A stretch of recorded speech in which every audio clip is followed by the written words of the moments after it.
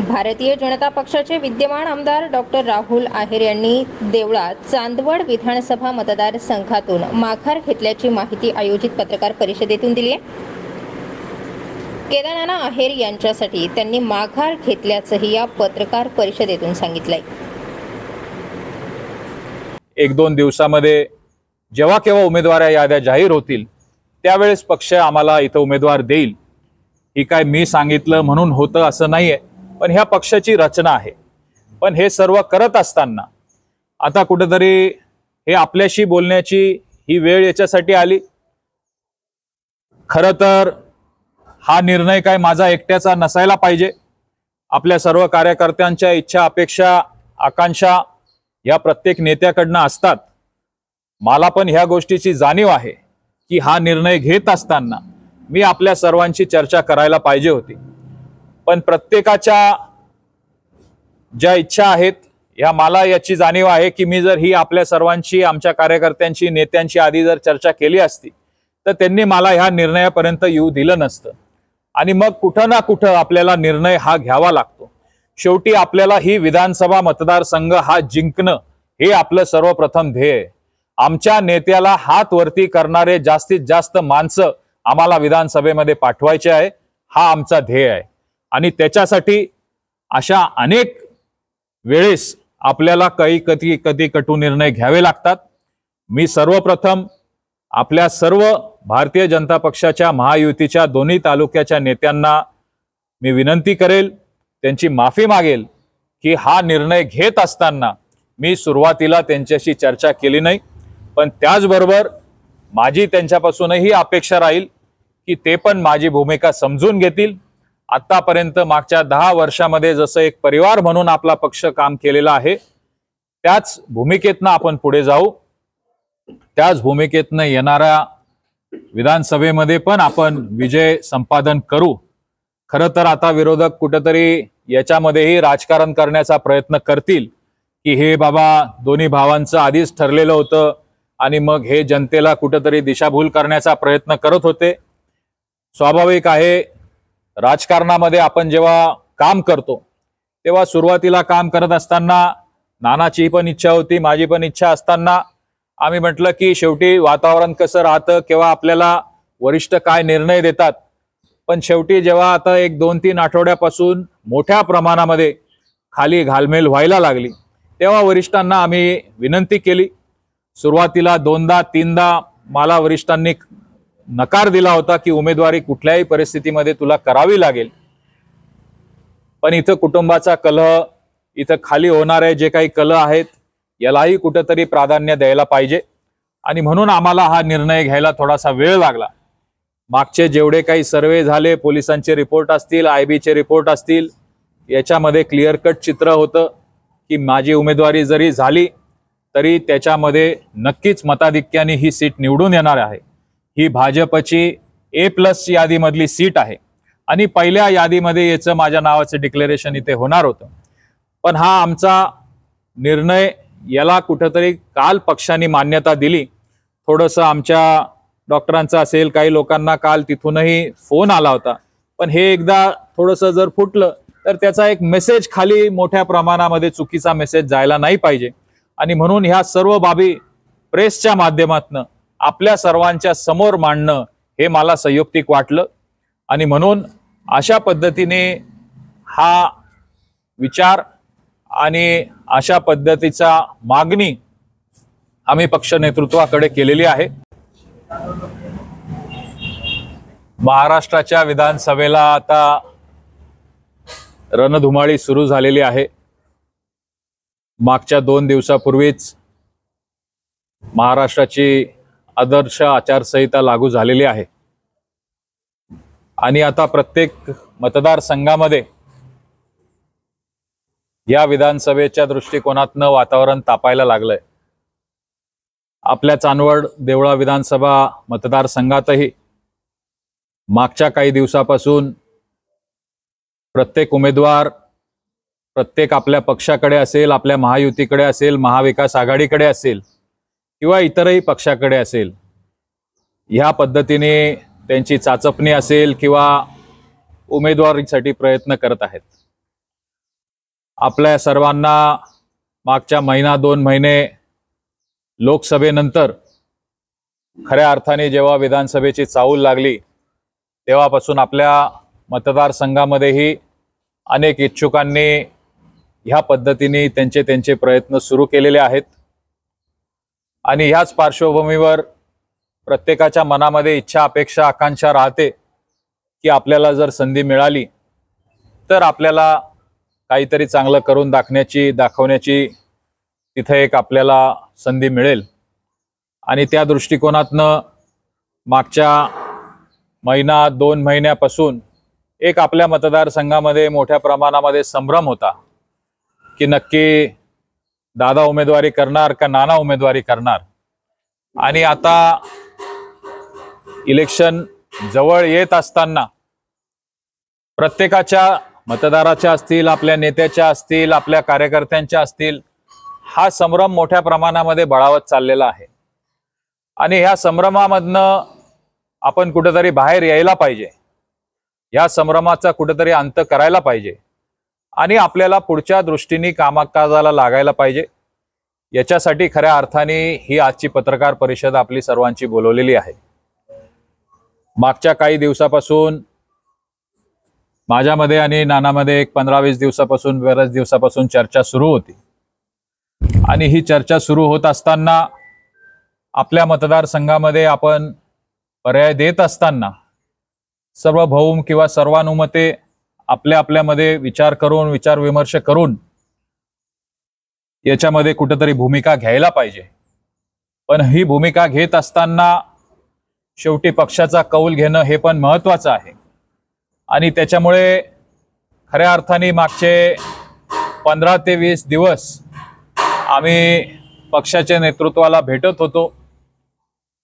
मी याच्यामध्ये माझी भूमिका ही कायमच पहिले महायुतीचा आपला उमेदवार इथं विजयी झाला पाहिजे। आपली भारतीय जनता पक्षाची जी शिकवण आहे की पहिले राष्ट्र, मग पक्ष आणि मग आपण स्वयं, आणि याच्यामुळे खाली जेव्हा संभ्रम आणि खाली वातावरण मोठ्या प्रमाणामध्ये दूषित होत असताना मी पक्षाकडे ही मागणी केली की बाबा आम्हाला वरिष्ठांनी एकदा दोनदा आम्ही त्यांना भेटल्यानंतरही वरिष्ठांकडनं आम्हाला सिग्नल मिळत नव्हता, पण पक्षाचं हित इथं आपल्या मतदारसंघाला आमच्या परिवारामध्येही चर्चा झाली। मागच्या 2 वेळेस मी इथं प्रतिनिधित्व करत असताना नानाने पण तिथे मोठं मन केलं होतं आणि यावेळेस विधानसभेला उमेदवारी करत असताना मी पक्षाला विनंती केली की मला उमेदवारी यावेळेस न करू देण्याची पक्षाने मुभा द्यावी आणि मी केदार नानाच्या नावाची तिथं पक्षाकडे शिफारस केली। पण ह्या पक्षामध्ये आमच्याकडे एक पार्लिमेंटरी बोर्ड असतं, या पार्लिमेंटरी बोर्डमधनं जोपर्यंत परवानगी मिळत नाही तोपर्यंत मला एकट्याला किंवा नानाला हा निर्णय घेणं आम्हाला पक्षाची शिस्त आहे आणि त्याच्यामुळे काल जेव्हा आम्ही वरिष्ठ पक्षाच्या नेत्यांशी चर्चा केली आणि त्यावेळेस त्यांनी मला ही मुभा दिली की ठीक आहे, यावेळेस तू उमेदवारी नाही केली तरी चालेल, याच्या पुढचा निर्णय जो आहे पक्ष संघटना हा पार्लिमेंटरी बोर्डमध्ये तिथं घेईल, मी माझ्याऐवजी नानाला उमेदवारी द्यावी अशी पक्षाला भूमिका स्पष्ट केलेली आहे। कडे नानाच्या नावाची मी जी शिफारस केलेली आहे पक्ष नेतृत्व त्याची योग्य तो विचार करेल आणि उमेदवारी देईल अशी आम्हाला अपेक्षा आहे। पुढे चालून भविष्यामध्ये आपल्या सर्वांना एकत्र राहून काम करून हे इलेक्शन मला तर खात्री आहे की महायुतीचा उमेदवार एवढ्या लोकसभेच्या मोठ्या विरोधातल्या वातावरणामध्ये पण आपल्या विधानसभा क्षेत्रामध्ये जवळजवळ 18 ते 20 हजाराचं जे मताधिक्य होतं, या विधानसभेला हे मताधिक्य 50 हजारापेक्षा जास्तच हे आपल्याला इथं मिळेल याची माझ्याही मनामध्ये खात्री आहे। आणि त्याचबरोबर आता मलाही या गोष्टीची आपल्या सर्वांच्या माध्यमातून आपल्या सर्व कार्यकर्त्यांना असेल किंवा सर्व नेत्यांना या गोष्टीची मलाही खात्री द्यावीशी वाटते की मी जरी ह्या विधानसभेच्या रणांगणामध्ये जरी नसलो तरी मी चांदवड देवळा विधानसभा क्षेत्रामध्ये काम करण्यासाठी मी त्याच पद्धतीने काम करत राहणार आहे। समाजामध्ये असेल, आपलं काम असेल, पक्षाचं काम असेल, मी आत्ताच्या विधानसभेमधनं बाजूला आहे। मी काही माझ्या दैनंदिन कामापासून किंवा पक्षाच्या कामापासून किंवा आपल्या मतदारसंघापासून बाजूला जात नाहीये। कारण 1-2 दिवसापासून मलाही काही फोन यायला लागले की दादा नाशिकमध्ये उमेदवारी करू नका, दादा इकडे करू नका। हे सगळे संभ्रम आणि ह्या सगळ्या वावड्यांना कुठेतरी पूर्वविराम मिळायला पाहिजे। मी आपला मतदारसंघ सोडून कुठेही जात नाहीये, पण ह्या इलेक्शनमध्ये पक्षाकडे आम्ही मागणी केल्या असल्याप्रमाणे महायुतीचा जो कोणी उमेदवार राहील त्या उमेदवाराच्या मागे आपल्या पक्षाची ताकद माझी। चांदवड देवळा विधानसभेचे आमदार आमचे बंधू डॉक्टर राहुल दादा आहेर यांनी चांदवड देवळा मतदारसंघाचे आमदार आमचे बंधू डॉक्टर राहुल दौलतराव आहेर यांनी त्यांची भूमिका या ठिकाणी स्पष्ट केलेली आहे। गेल्या अनेक दिवसापासून मतदारसंघामध्ये संभ्रम होता तो त्यांनी त्यांच्या संभाषणामध्ये विशद केलेला आहे। पण तुम्हाला एक या निमित्ताने सांगतो, 10 वर्षामध्ये दादांच्या माध्यमातून ज्या पद्धतीनं या मतदारसंघामध्ये जे कामं झालीत आणि दादा हे कायम चांदवड तालुक्यामध्ये जास्तीत जास्त लक्ष देत होते। मी त्या ठिकाणी देवळा या ठिकाणी लक्ष देत होतो, त्या ठिकाणी जनतेची समस्या सोडत होतो। त्याच्यामुळे या मतदारसंघामध्ये एक चांगल्या पद्धतीचा आपण विकास करू शकलो। आम्ही पक्षाकडे उमेदवारी मागितलेली आहे, भारतीय जनता पार्टीकडे। दादांनी माझी त्या ठिकाणी शिफारस केलेली आहे। जर पक्षाने आमच्यावर विश्वास दाखवला तर त्या ठिकाणी जर संधी मिळाली तर भविष्यामध्ये या मतदारसंघामध्ये ज्या पद्धतीनं राहुलदादा या ठिकाणी काम करत होते त्याच पद्धतीनं चांदवड तालुक्यामध्ये राहुलदादा काम बघतील, इथल्या जनतेच्या समस्या सोडवतील। हे ऑफिस पण तेच असेल, कार्यालय पण तेच असेल। संपूर्णपणे या ठिकाणी जनतेची जी नाळ जोडलेली आहे दादांच्या माध्यमातून भविष्यात सुद्धा त्याच पद्धतीनं या ठिकाणी कामकाज होईल। या ठिकाणी सर्व मी कार्यकर्त्यांना आश्वासित करतो, ज्या पद्धतीने मी देवळामध्ये त्या ठिकाणी काम करू शकलो ते फक्त दादांच्या माध्यमातून करू शकलो। आणि आमच्या दादांनी मागे एकदा सांगितलं होतं वाढदिवसा दिवशी की एका नाण्याच्या 2 बाजू आहेत आणि जेव्हा 2 आमदार जे एका ठिकाणी मिळाले तर निश्चितपणे या मतदारसंघामध्ये गेल्या 10 वर्षापर्यंत ज्या पद्धतीने आपण विकास करू शकलो निश्चित येणाऱ्या 5 वर्षामध्ये एकदम चांगल्या पद्धतीने आम्ही काम करू शकलो। भाऊ चौधरी यांनीही म्हणजे महायुतीत असताना त्यांनी दावा केलेला आहे, तर खात्री आहे का ही भाजपलाच झालं असं? साधारणतः माझा अभ्यास जिथपर्यंत आहे हा शेवटी महायुतीचा निर्णय आहे। शेवटी तिन्ही पक्ष आणि तिन्ही पक्षाचं नेतृत्व एकत्र बसून हा निर्णय घेत असतं आणि त्याच्यामुळे जेव्हा महायुतीचं जागा वाटप होईल तेव्हा आम्हाला ही अपेक्षित आहे की ही भाजपनी 2 वेळा कायम सलग जिंकलेली जागा आहे। आत्ताच्याही सर्व सर्वे रिपोर्ट्समध्ये भाजपच्या पारड्यामध्ये याच्यामध्ये स्पष्ट बहुमत मिळतं आहे आणि त्याच्यामुळे आम्हाला ही या गोष्टीची खात्री आहे। पण हा निर्णय शेवटी वरिष्ठांचा आहे, या निर्णयावर ही भाजपला सुटेल अशी आमची अपेक्षा आहे आणि त्याच पद्धतीने वरिष्ठांना मी विनंती केलेली आहे की बाबा ही जागेची उमेदवारी केदारनाथांना द्यावी। गुजरातची जी टीम आलेली होती त्यांनी सर्वे केलेला होता, त्या काळामध्ये चांदवड देवळा आणि सटाणा या 2 ठिकाणचे उमेदवार बदलायची हे होती, त्यामुळे हा निर्णय घेतला गेला का की तुम्ही निवडणूक नाही लढत म्हणून केदारनाथांना निवडणूक? गुजरातच्या टीमचा सर्वे किंवा तुमच्या टीमचा सर्वे हा तुम्हाला माहिती असू शकेल। मला माझ्या राजकीय अनुभवामधनं आणि माझ्या नेतृत्वाकडनं मला ज्या गोष्टींची माहिती मिळते त्या गोष्टींची माहिती माझ्यापर्यंत असते। मी पण अनेक राज्यांमध्ये जशी गुजरातची टीम आलेली होती तसा तिथं अनेक राज्यांमध्ये मी पण महिनोमहिने गेलेलो आहे। ह्या टीमचं किंवा ह्या बाहेरून आलेले कार्यकर्ते किंवा नेते असतात त्यांचं काम पक्षाने दिलेला उमेदवार हा निवडून आणावा एवढंच मर्यादित असतं आणि त्याच्यामुळे त्यांचं सर्वेचं मुळात हे कामच नसतं। आणि ही शेवटी तुमच्या चर्चेचा विषय आहे।